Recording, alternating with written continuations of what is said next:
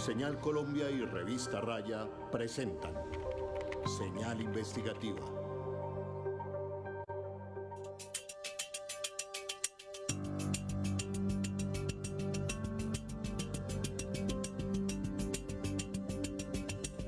Buenas noches, una calurosa bienvenida para todos. Esto es Señal Investigativa, una alianza entre Señal Colombia y la revista Raya.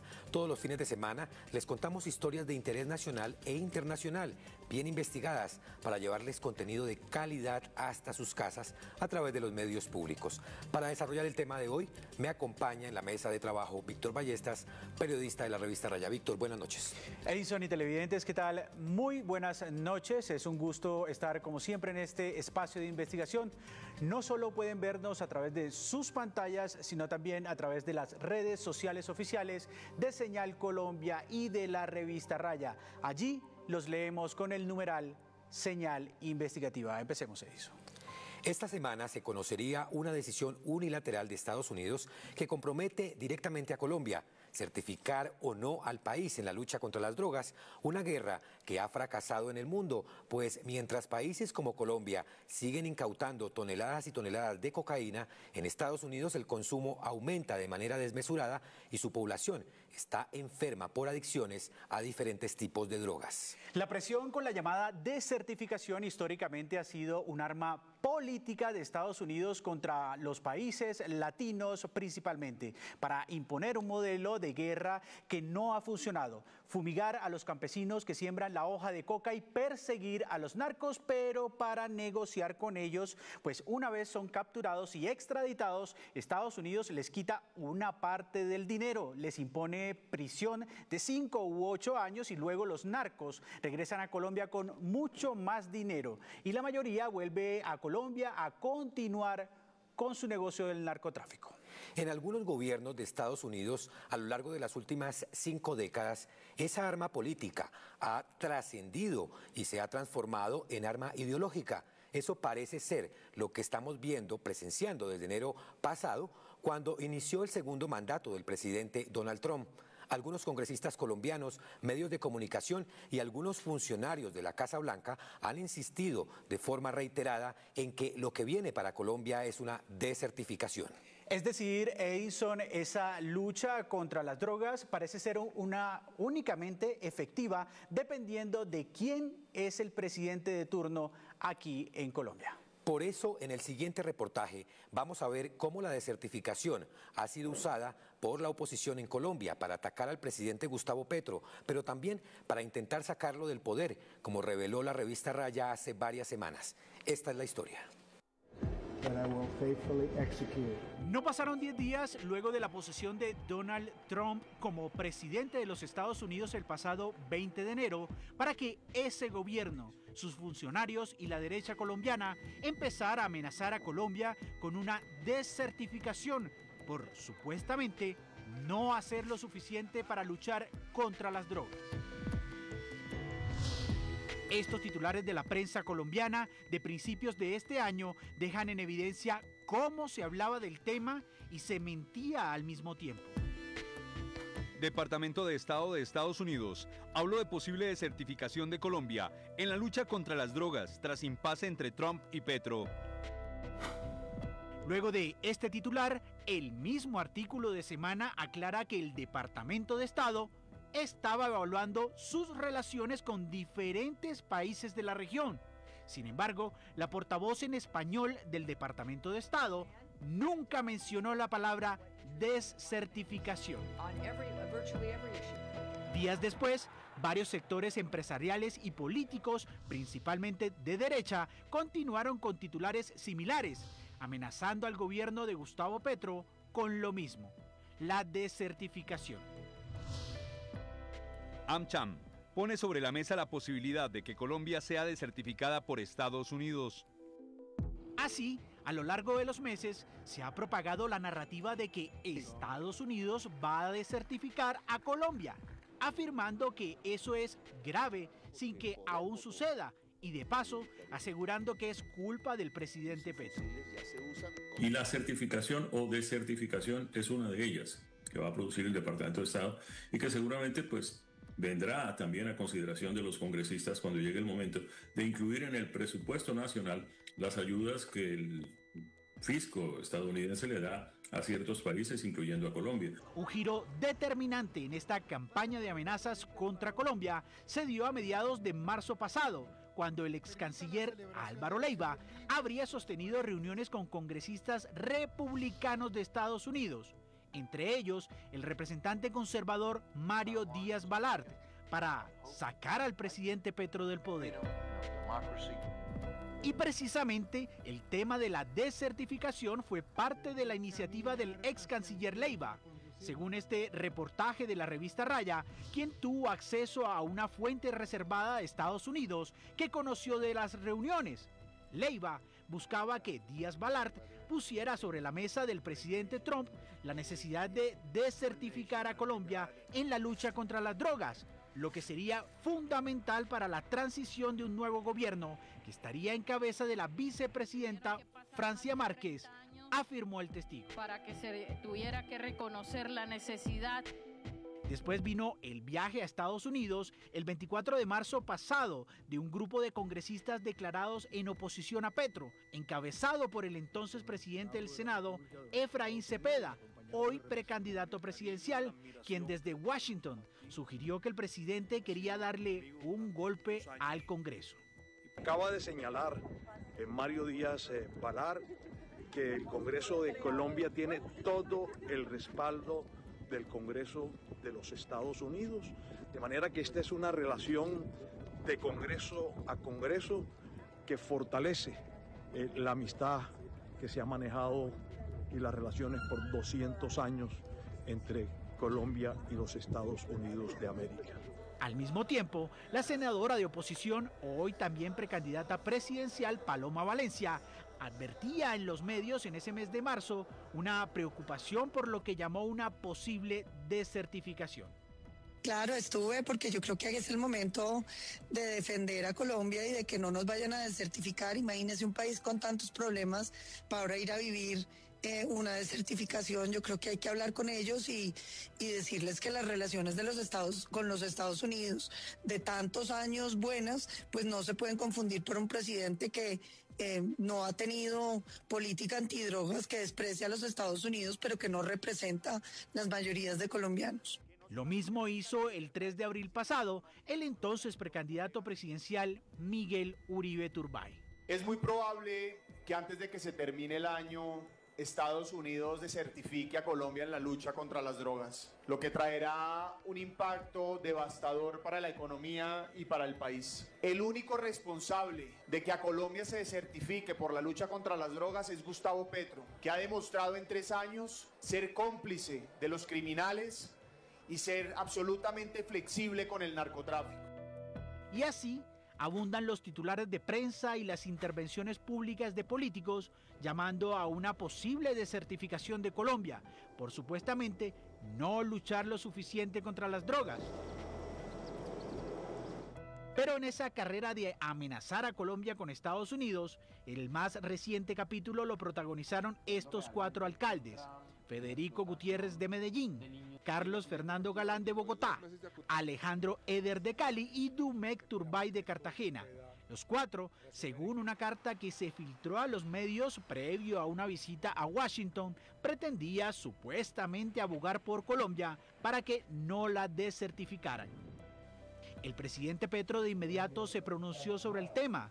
Dijo que los alcaldes no estaban autorizados para hablar en nombre del Estado colombiano. Incluso se anunciaron varias demandas contra ellos. Al final, Galán se bajó del avión, al igual que Dumec Turbay. No obstante, los alcaldes Federico Gutiérrez y Alejandro Eder sí llegaron hasta Washington, donde no solo sostuvieron reuniones con congresistas conservadores, sino que hicieron pronunciamientos públicos, asegurando que les preocupaba una posible desertificación de Colombia, nuevamente la amenaza. En los próximos días se resolverá este asunto y al final sabremos si Trump aplicará esa sanción al Estado colombiano, una decisión que no puede dejar de lado el papel de los políticos conservadores colombianos y de Estados Unidos en su carrera por recuperar el poder en Colombia en 2026. Jason y televidentes, hagamos memoria con una línea de tiempo. El proceso de certificación nació en los Estados Unidos con una ley de asistencia extranjera que es de 1961, modificada por las leyes antidrogas de 1986 y 1988. Por aquella época, el narcotráfico se volvió un tema de seguridad nacional entre Estados Unidos y Colombia. Era la época de Pablo Escobar y los grandes carteles de la droga. A finales de los años 80, Colombia vivía el mayor auge del narcotráfico y la violencia. Esto estaba directamente relacionado con Estados Unidos, aunque se creía que la situación mejoraría con la caída de importantes carteles de la droga durante la administración de César Gaviria. Los dos países seguían inundados de cocaína. Según reportes oficiales de la época, al menos el 90% de la coca que se consumía en Estados Unidos se producía en Colombia. Luego, en 1991, Colombia fue certificado por primera vez por Estados Unidos y la ayuda militar y de inteligencia se intensificó para perseguir a los grandes carteles de la droga, que aún sobrevivían a pesar de la muerte de Pablo Escobar Gaviria. Pero hubo una excepción en esa tradición que venía cumpliendo Estados Unidos, certificando a Colombia. Sí, señor, recordemos que durante el gobierno de Ernesto Samper Pizano, quizá uno de los más progresistas antes del actual presidente de la República, Gustavo Petro, Estados Unidos tomó la decisión de descertificar a Colombia. Eso no ha vuelto a suceder ni parcial ni totalmente. Quedó registrado en la historia, finales de la década de los 90, que dicha medida habría sido una jugada política. ¿Lo fue? Bueno, esa fue una época muy dura en la historia de Colombia con el narcotráfico. Teníamos todo lo de los carteles de Medellín, todos los de Cali, hasta yo recuerdo estando en Medellín y había bombas. También los grupos guerrilleros estaban bastante fuertes en ese momento y había paramilitares, ¿no? Que básicamente lo que esto hizo es sacar la ayuda necesaria en ese momento para poder combatir todo esto, poniendo a la gente en una situación de desprotección total, y también hizo que esos grupos se enriquecen más rápidamente, que puedan tomar más territorio, que puedan tomar más poder, y al final del día la administración de Clinton quedó parcialmente marginada por su propia decisión. Sí, luego hubo mejoras entre la relación al resultado del corte, pero eso se puede conseguir muy fácil teniendo un diálogo de alto nivel directo. No hay que jugar este juego.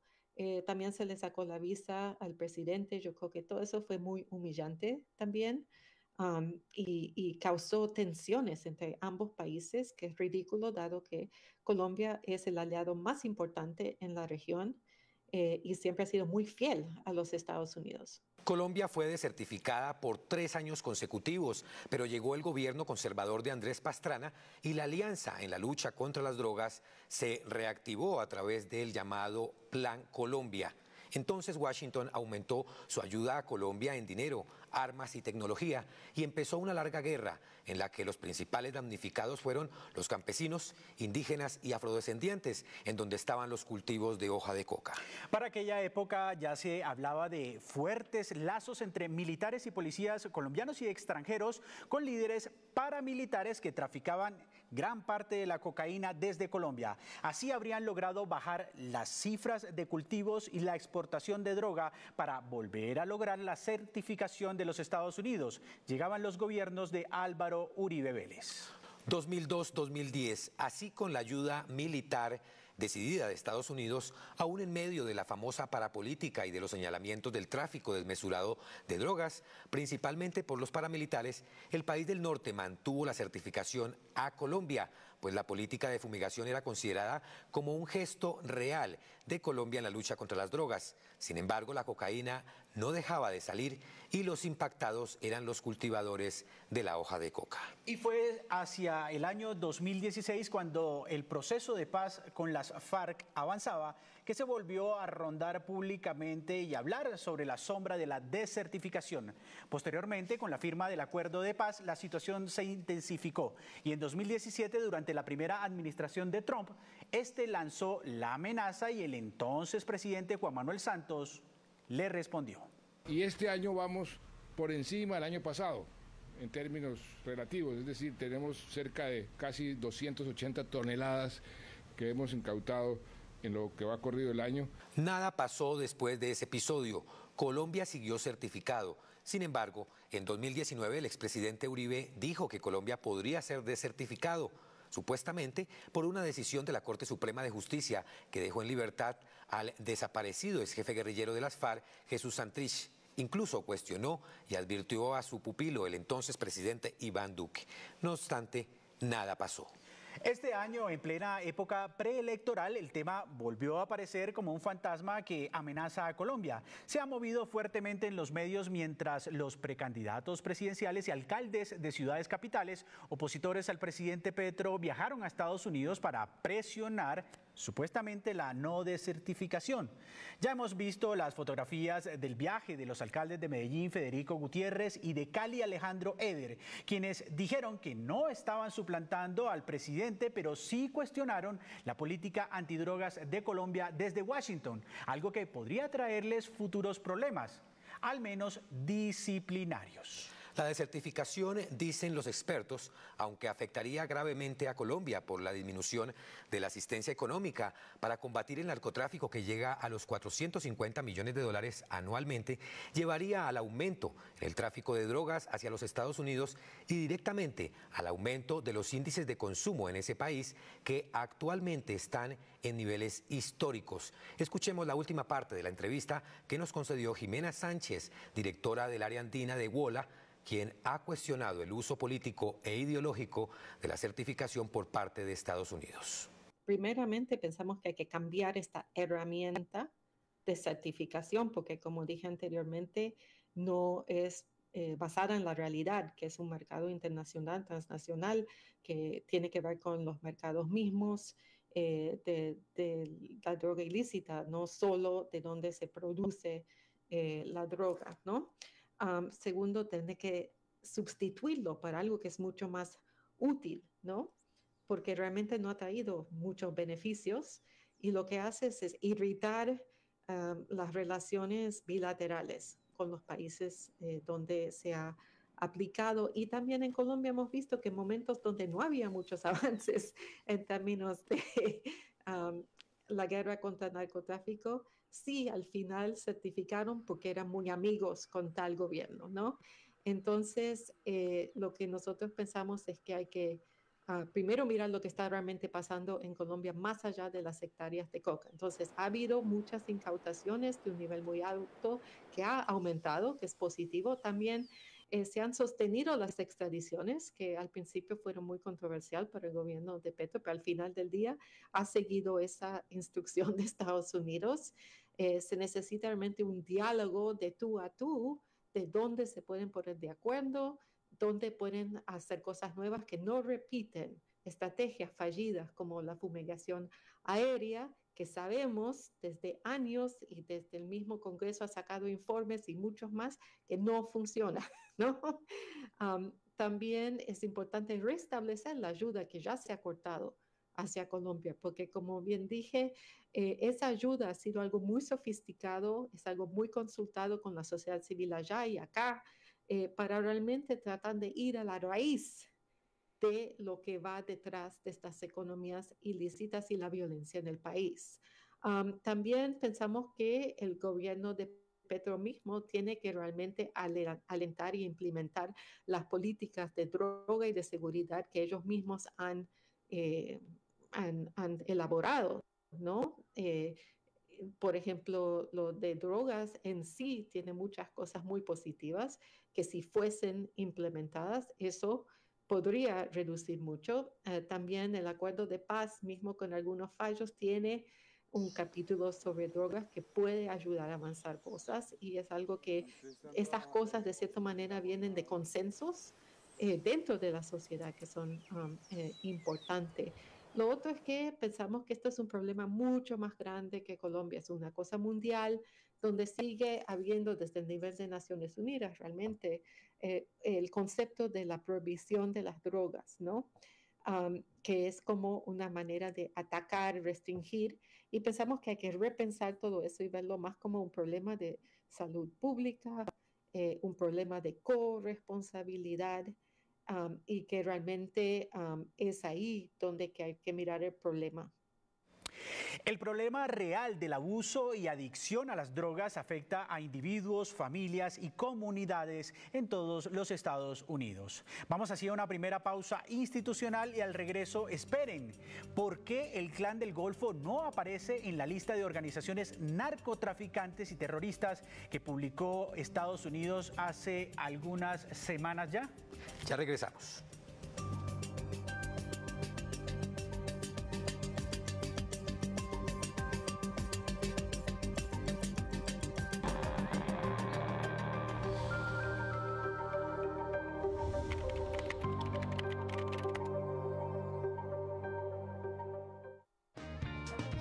Estás viendo Señal Investigativa.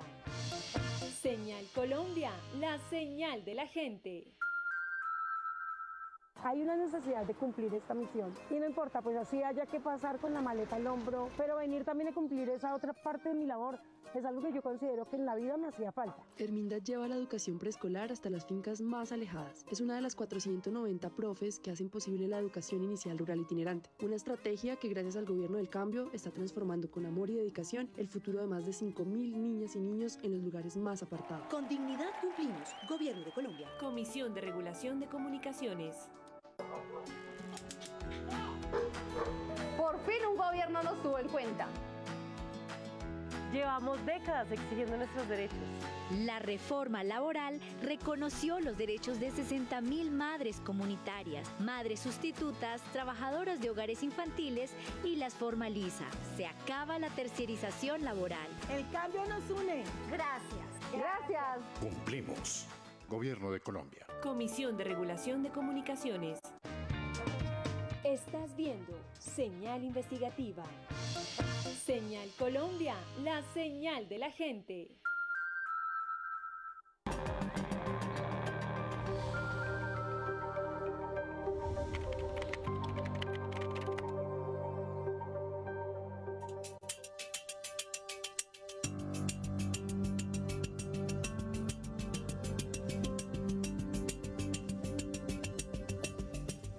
Gracias por continuar con Señal Investigativa. Hoy con la famosa desertificación de Colombia en la lucha contra las drogas, que podría darse.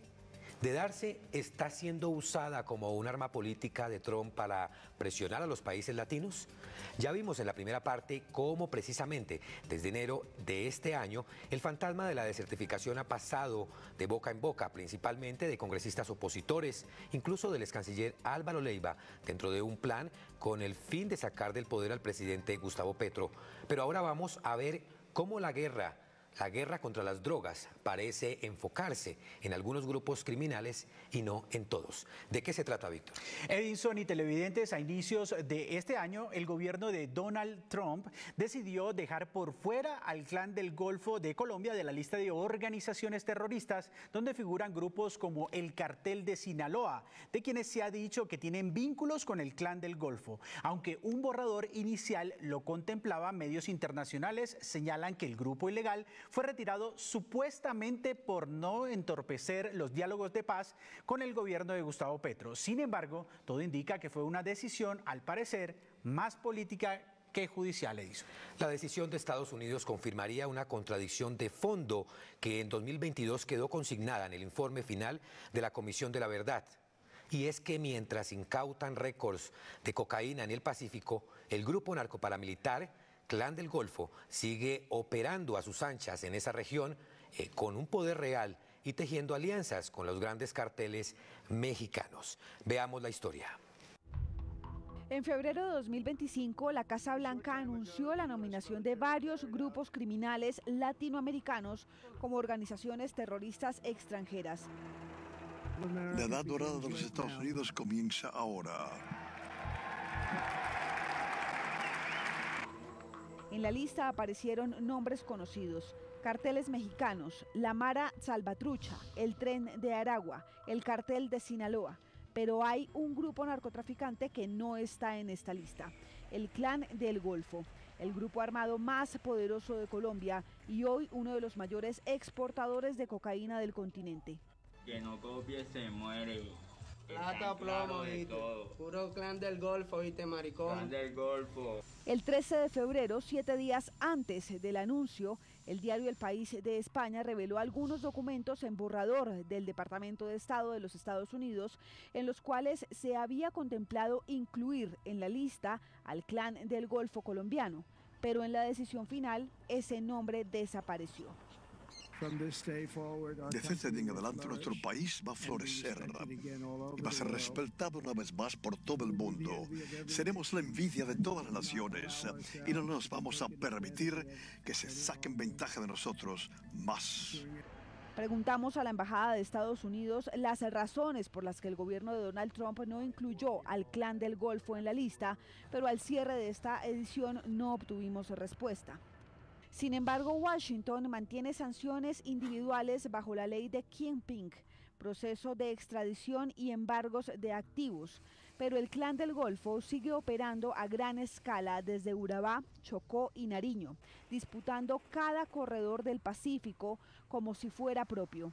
La omisión no es un detalle menor. Desnudaría medio siglo de aparentes contradicciones de Estados Unidos en la llamada guerra contra las drogas.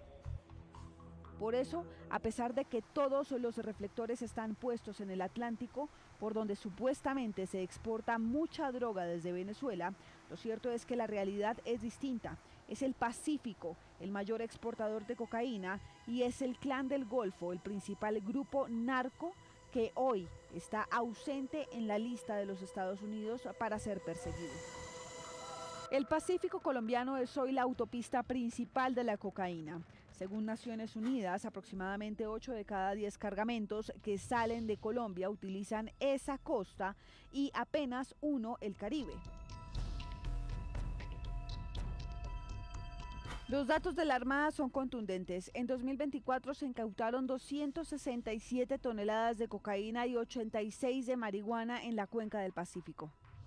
Por historia, el Pacífico en general, no solamente hablo del Pacífico colombiano porque pues desafortunadamente hoy en día se ha vuelto, otros países se han vuelto centros de acopio de muchos de estos tipos de grupos que se dedican a traficar. Desafortunadamente este flagelo se presenta tanto en el Pacífico como en el Caribe. Sin embargo, pues para nadie es un secreto que el Pacífico por historia siempre ha sido como el punto principal de fabricación o el punto donde se encuentran más laboratorios para la fabricación de este tipo de sustancias y también pues se conoce como puntos de salida para diferentes sectores donde vayan a llevar pues este tipo de droga. Durante ese mismo 2024 y lo que va del 2025, la Fuerza Naval del Pacífico ha logrado la incautación de más de 450 toneladas de clorhidrato de cocaína. En 2025, hasta agosto, el total nacional sumaba 327 toneladas de cocaína y más de 55 de marihuana, además de 10 semisumergibles interceptados. Los decomisos se suceden. El 17 de agosto de 2025, cerca a la isla Gorgona, una lancha rápida fue detenida con 346 kilos de cocaína, avaluados en 16 millones de dólares. El 10 de septiembre, la Marina salvadoreña reportó 1.4 toneladas flotando en el océano.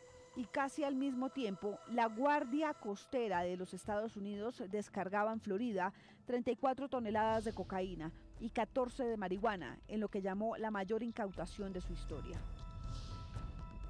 La intención es hoy en día fortalecer las capacidades para poder evitar que las líneas de comunicación marítima sean utilizadas para este tipo de delitos transnacionales. Cada golpe es presentado como una victoria, pero detrás persiste la paradoja. Mientras más toneladas se decomisan, más crece la producción y la exportación se moderniza.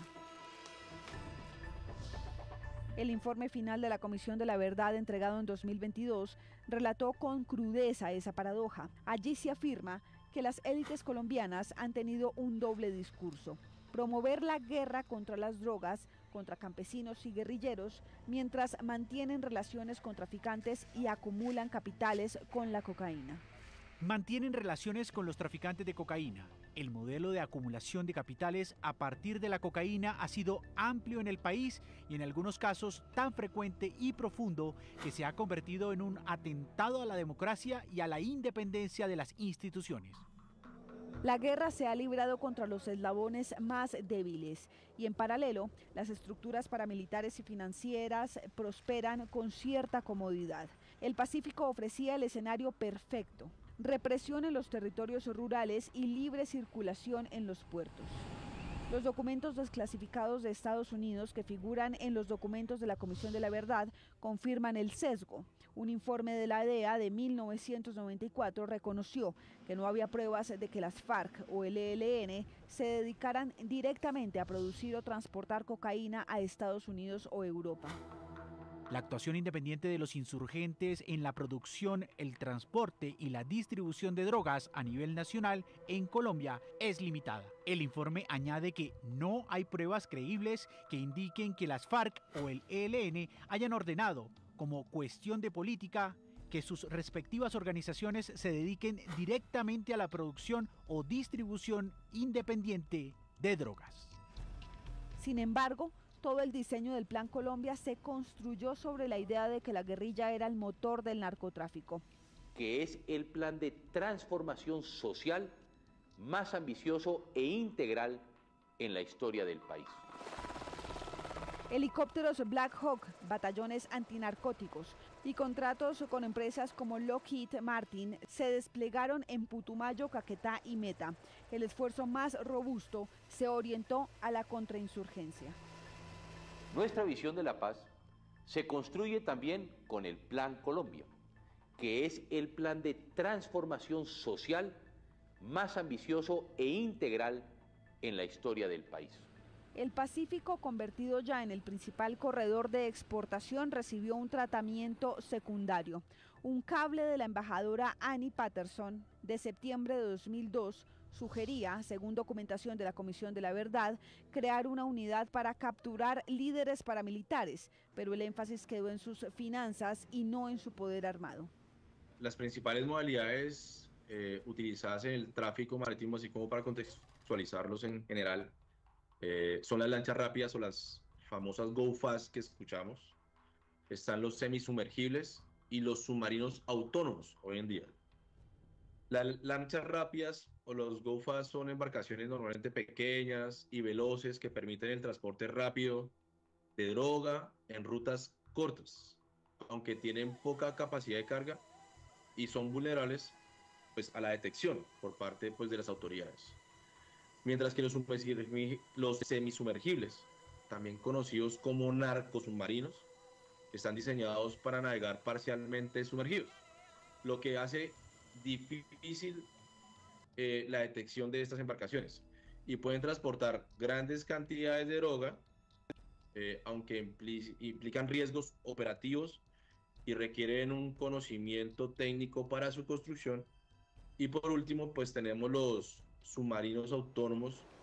En los hechos, la estrategia fortaleció al ejército en la lucha contra la insurgencia y dejó crecer las redes paramilitares que movían la cocaína por mar.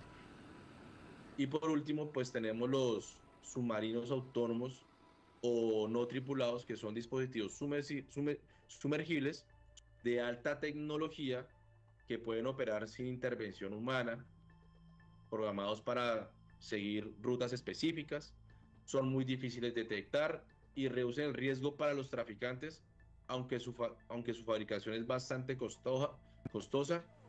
La cronología es clara. En los años 90, la cooperación antidrogas de Washington se tradujo en fumigaciones, radares y entrenamiento para atacar guerrillas.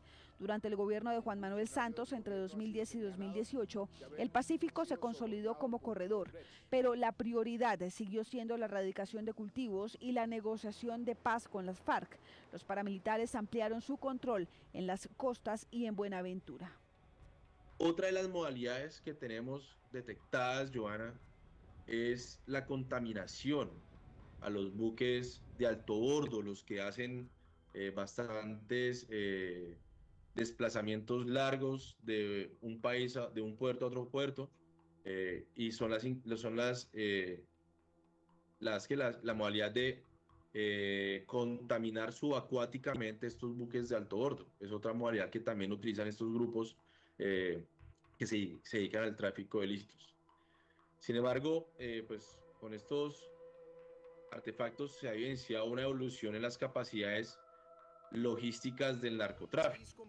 Con Iván Duque, de 2018 al 2022, regresó el glifosato con respaldo del gobierno Trump y la Armada reforzó patrullajes con Estados Unidos. En esos años aparecieron los primeros narcosubmarinos autónomos equipados con sistemas satelitales.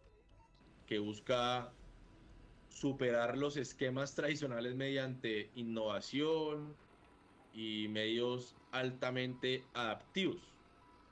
Todo eso sumado al poder adquisitivo de manera ilegal por estas organizaciones criminales les ha permitido migrar hacia sistemas más sofisticados que aumentan la capacidad de evasión y representan un desafío pues creciente para la seguridad internacional, marítima internacional, ¿no? Ahora estas embarcaciones son adaptadas con tecnología para dificultar su rastreo por radares que utilizamos en los buques o incluso para operarse con autonomía parcial o total, enviando cantidades mayores, inclusive hasta más de 4 toneladas de estupefacientes en un solo movimiento. Ejemplo, en la Armada de Colombia, en la ciudad de Santa Marta, se incautó o se interceptó el primer semisumergible autónomo incautado en Colombia, con 3 antenas de Starlink para su seguimiento, un GPS de alta precisión y autonomía de 5 a 15 días y con una capacidad de 1.5 toneladas.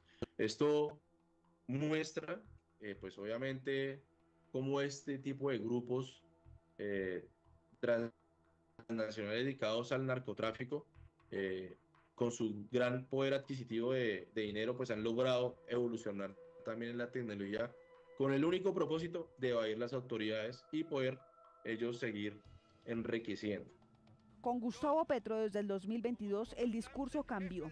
Se declaró el fracaso de la guerra contra las drogas y se propuso responsabilidad compartida. Aún así, las operaciones conjuntas con Estados Unidos continúan.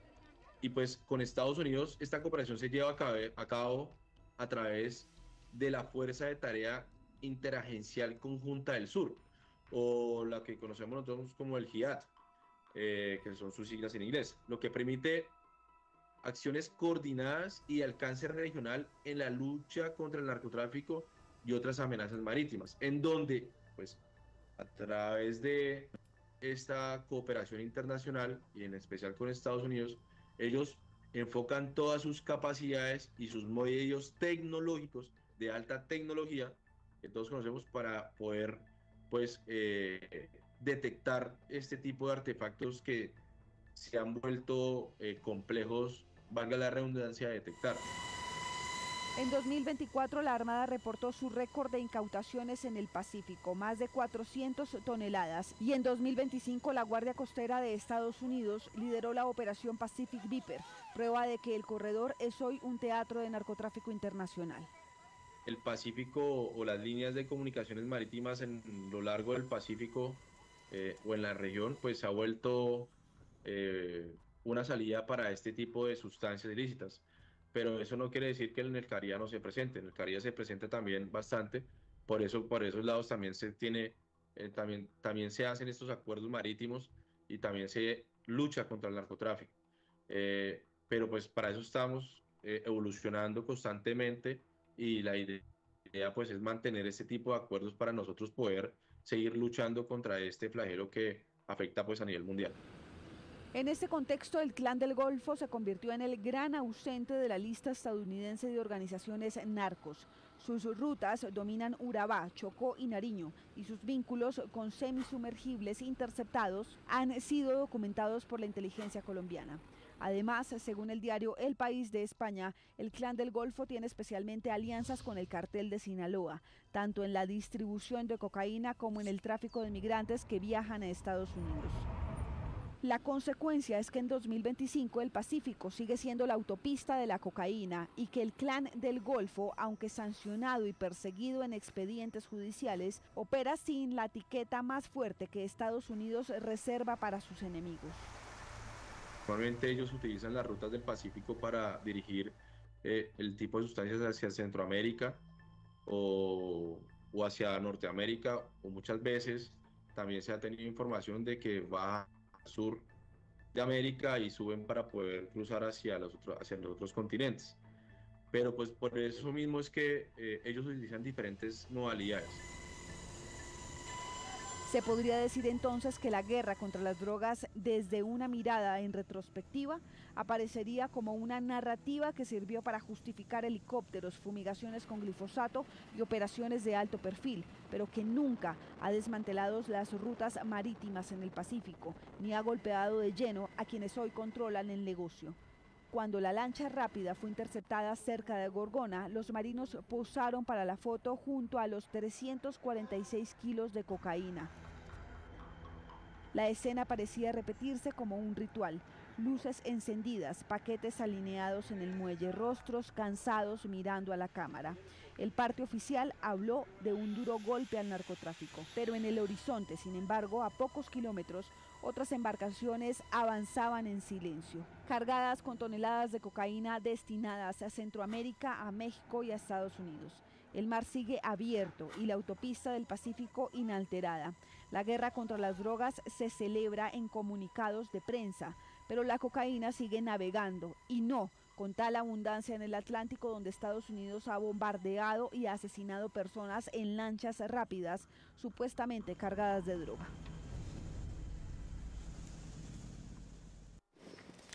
Está claro que durante el año 2024 y lo que va corrido de este año 2025, la Fuerza Naval del Pacífico ha logrado la incautación de más de 450 toneladas de clorhidrato de cocaína, desatando así este año la incautación de 2 artefactos tipo LPV en el Pacífico Sur colombiano que suman una afectación superior a los 250 millones de dólares para las organizaciones narcotraficantes como el Clan del Golfo.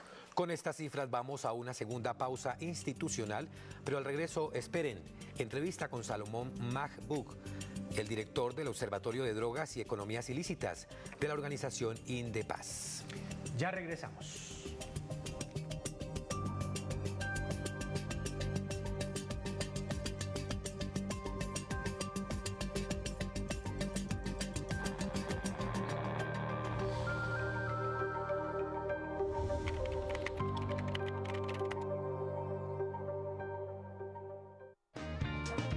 Estás viendo Señal Investigativa.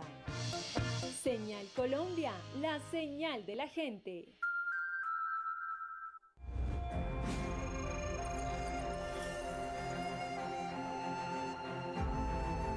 Luis Inácio Lula da Silva, obrero metalúrgico, sindicalista, politólogo progresista y presidente de Brasil. La soberanía no se negocia ni se entrega. Es la base de nuestra dignidad como nación. Donde el pueblo habla, la historia cambia. Radio Nacional de Colombia. Señal Colombia, la señal de la gente. En Colombia honramos la dignidad, la libertad, el respeto por la vida y la diversidad. Hoy, Día Nacional de los Derechos Humanos, recordamos que cada voz cuenta, cada derecho importa. Defendemos la igualdad y la esperanza que nos une como país. Trabajamos por una sociedad igualitaria, equitativa, justa y en paz. El cambio es con derechos. Con dignidad cumplimos. Gobierno de Colombia. Comisión de Regulación de Comunicaciones. En la Contraloría de Bogotá vigilamos 98 entidades y empresas comerciales del distrito. Así, en los últimos 3 años, bajo la estrategia de la Contraloría Vamos a la Obra, se lograron sacar adelante más de 15 proyectos de infraestructura, donde las inversiones alcanzaron los 1.4 billones de pesos en sectores estratégicos como educación, integración social, servicios públicos, movilidad y seguridad, porque Bogotá nos pertenece a todos. Comisión de Regulación de Comunicaciones. Vamos a aclarar las cosas de una vez. 190.000 nuevos estudiantes han ingresado gratuitamente a la educación superior pública. ¡Ojo! Esto no se había hecho en ningún gobierno. Y entonces... ¡mejor estudiar! Con dignidad cumplimos. Gobierno de Colombia. Comisión de Regulación de Comunicaciones. Hay dolor de dos tipos. El dolor que te fortalece y el dolor inútil. Momentos así requieren de alguien que actúe, que haga lo más desagradable, lo que es necesario.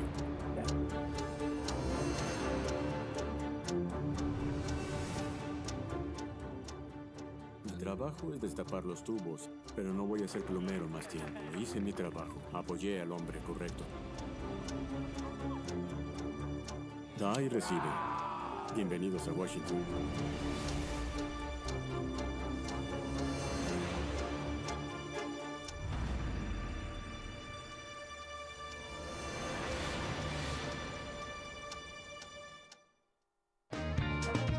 Estás viendo Señal Investigativa.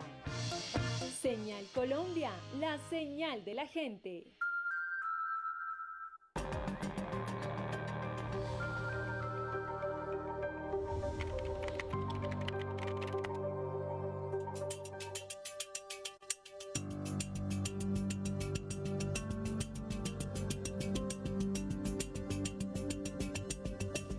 Gracias por continuar con Señal Investigativa. Hoy con la famosa desertificación o certificación de Colombia en la lucha contra las drogas. ¿Podría darse? ¿De qué se trata? ¿Está siendo usada como un arma política del presidente Donald Trump para presionar a los países latinos, entre ellos Colombia?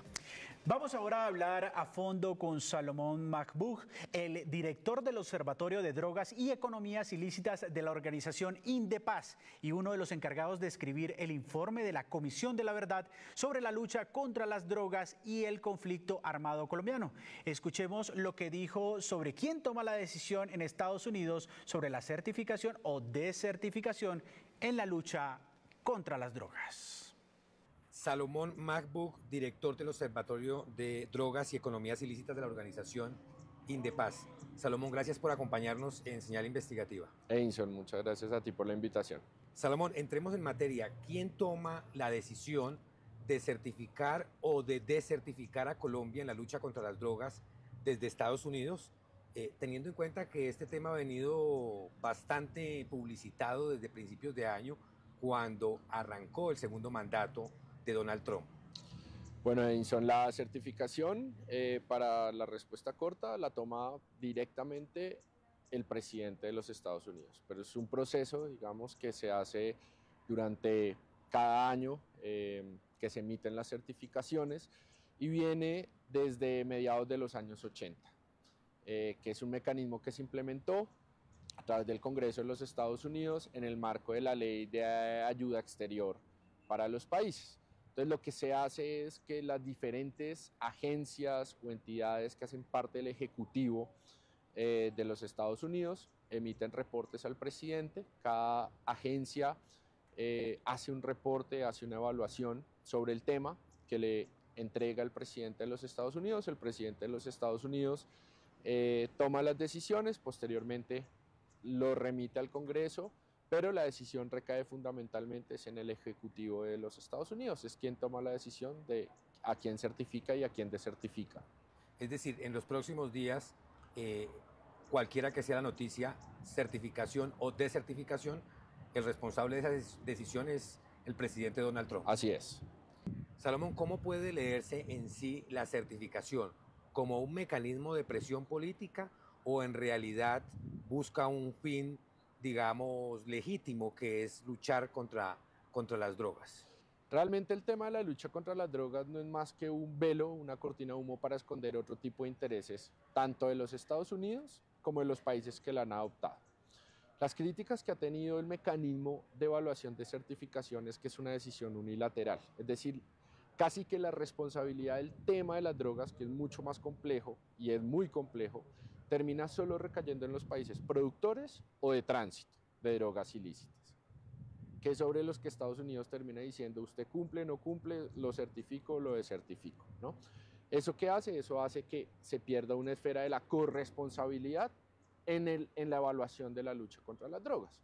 Por ejemplo, Estados Unidos no se evalúa si sus políticas para contener el tema del consumo o de la demanda son buenas o malas, ¿no? Y pareciera que no son tan exitosas porque los consumos se siguen sosteniendo, se disparan consumos de otras sustancias. Por ejemplo, hoy tenemos la cuestión de los opioides o los fentanilos, ¿no? Todo eso termina entonces redundando y mostrando que la certificación no es más que una presión política por parte de los Estados Unidos hacia los países sobre los que tiene unos intereses particulares.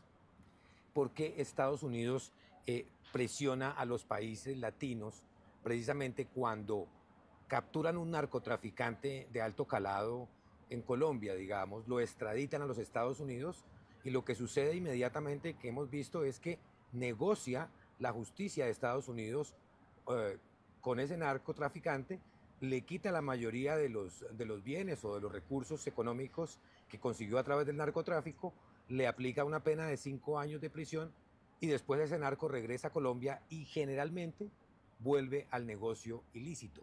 ¿Cómo se lee eso entonces, si funciona o no funciona esa lucha contra las drogas? Eso es lo que termina demostrando es puntualmente lo que venimos hablando, ¿no? Cómo es utilizado más bien el tema de la lucha contra las drogas o de la política de drogas como un mecanismo realmente de presión, de represión, de ocupación militar por parte de los Estados Unidos en países como Colombia, Perú, Bolivia, por diferentes intereses estratégicos de ese país. Puede ser ocupar estos países por posicionamientos geopolíticos, por ejemplo, hoy tenemos el caso venezolano, ¿no? Toda esa avanzada que tiene Trump sobre el Caribe para tratar de cercar un poco el gobierno de Nicolás Maduro, pero también se juega el poder justificar unas presencias militares en estos territorios para tener control sobre recursos naturales. Entonces, esto es una evidencia de ello, ¿no? Y la cuestión es, acá Estados Unidos es muy rígido con Colombia en las partes de las certificaciones sobre los juzgamientos a narcotraficantes. Pero evidentemente lo que ha hecho Estados Unidos toda su vida, también acá en Colombia cuando la DEA ha intervenido y se ha entrelazado un poco con la policía y hasta con ejércitos paramilitares para perseguir grandes capos de narcotráfico. Eso es una lección histórica que nos dejaron cuando los Pepes en aquel momento, es que sí usa mano de la negociación con los narcotraficantes. Sin duda, ellos operan tratando de negociar con un narco, información, plata que se queda a la DEA, bienes, una plata se la queda al narco sin duda, logran pactar nuevas identidades, nueva vida en Estados Unidos, se quedan con algunos bienes, pero cuando Colombia, por ejemplo, está pensando en escenarios en los marcos de paz, por ejemplo, de negociaciones con organizaciones que suelen tildar de meramente narcotraficantes, muy criminales o negociaciones sociojurídicas, hay siempre una doble moral por parte de los Estados Unidos y una gran crítica de que con narcos no se puede negociar, pero ellos lo han hecho toda la vida. ¿Continúa, digamos, ese tipo de negociación entre Estados Unidos y los narcotraficantes de 5 años de cárcel y entregar bienes? ¿O? Sí, ese es el mecanismo con los que ellos operan, sin duda, es la cuestión. Hoy prácticamente los narcotraficantes, antes Pablo Escobar decía, prefiero una tumba en Colombia que una cárcel en Estados Unidos. Hoy, la verdad, los narcos prefieren negociar con Estados Unidos y es un negocio muy redondo, meterse a esta economía, hacer mucha plata, unos años, claro, tener que lidiar con la persecución, que en cualquier momento uno se muere en ese negocio, claro, el crimen, pero sin duda apuntan a eso unos años, acumular capital, acumular plata, acumular poder y finalmente ellos mismos ir a buscar a los Estados Unidos para negociar y entregar información, y entregar una plata y vivir con el resto. Analicemos la parte del Caribe que mencionaba ahorita.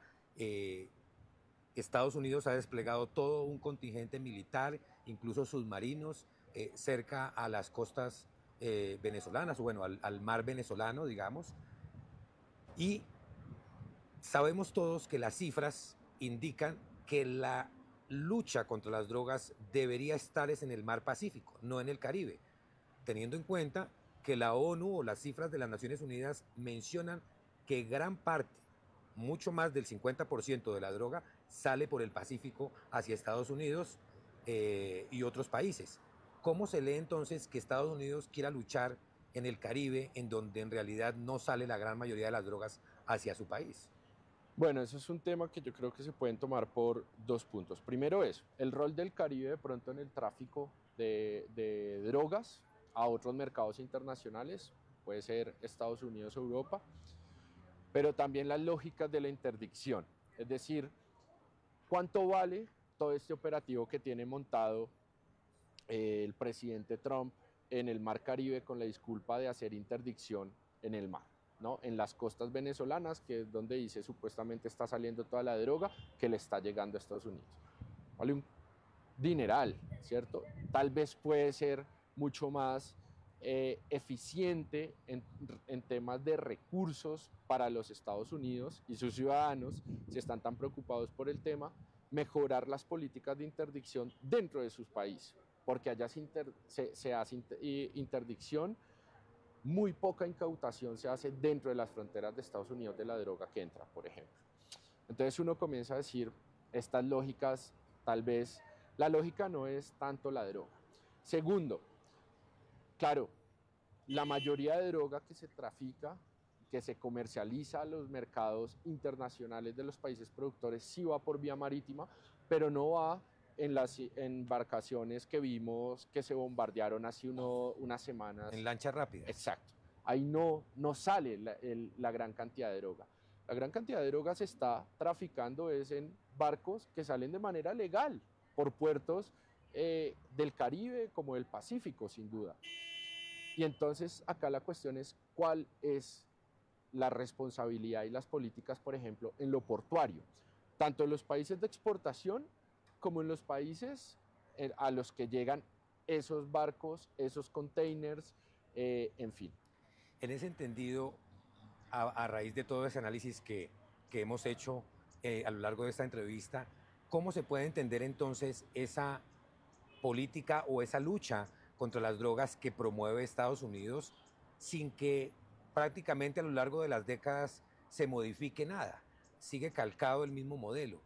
Uno entonces podría decir, es un arma política que se ha utilizado, pero hoy, cuando hay un gobierno, digamos, de extrema derecha, como lo es el gobierno de Donald Trump, se puede decir que es un arma ideológica contra Colombia y otros países que son, digamos, de gobiernos progresistas.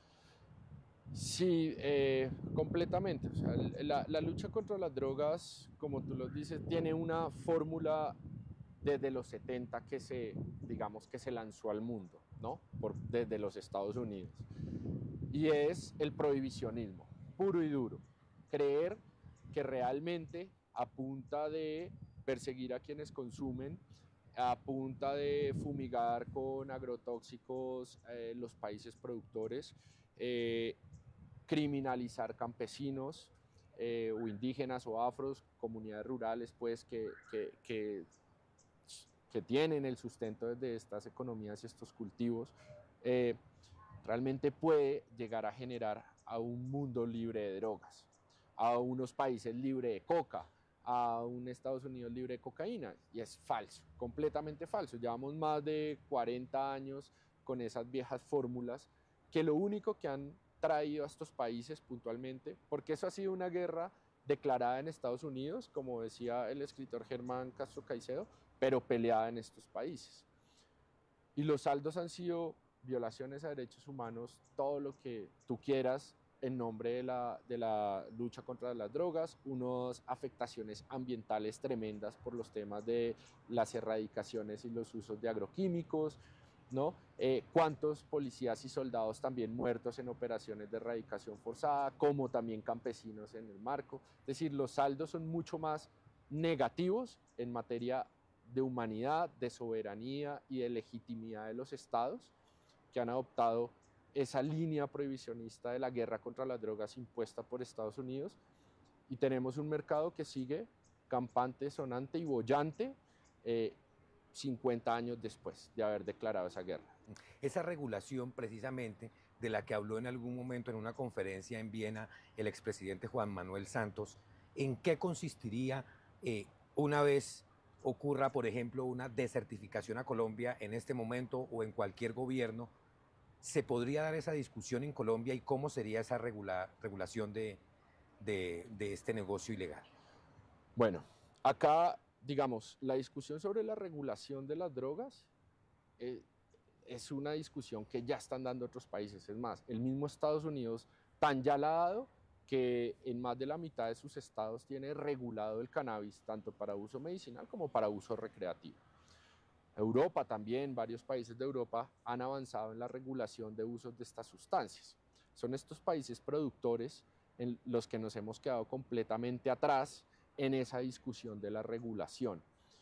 Y somos los que más muertos estamos poniendo en el marco de una guerra contra las drogas, por tratar de combatir un mercado que es imposible de acabar.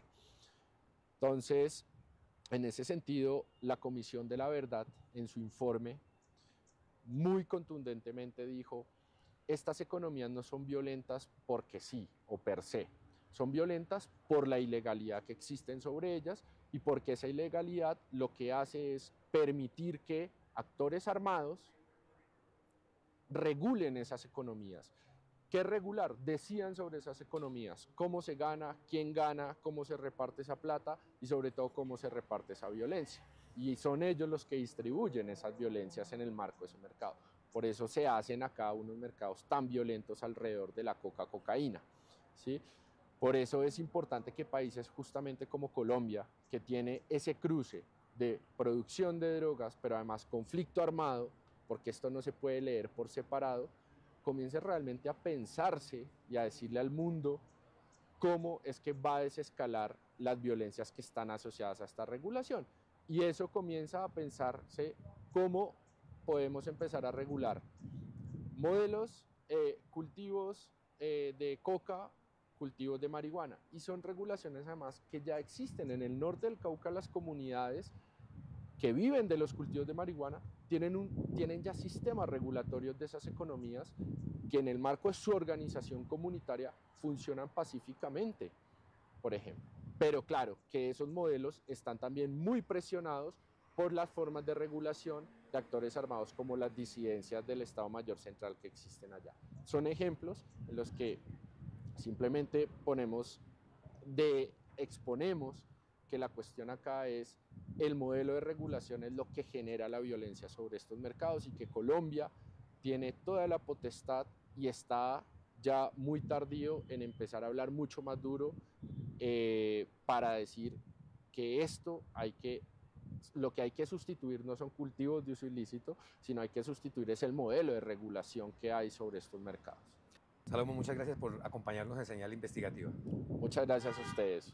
Es seguro que esta semana que entra se conocerá el veredicto de Estados Unidos frente a si certifica o no a Colombia en materia de la lucha contra las drogas. Lo cierto hasta ahora es que esa vieja estrategia de fumigar los campos de Colombia con glifosato es una medida que la Corte Constitucional ha prohibido.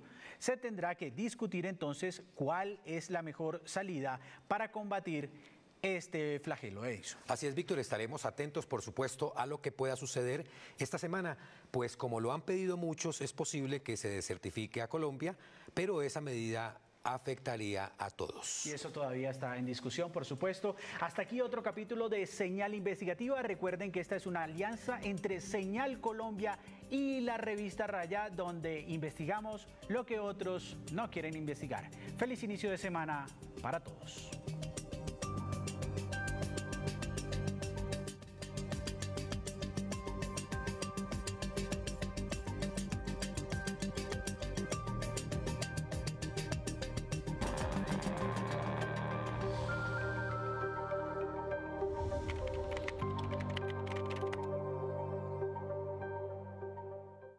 A continuación, Héroes en Pandemia,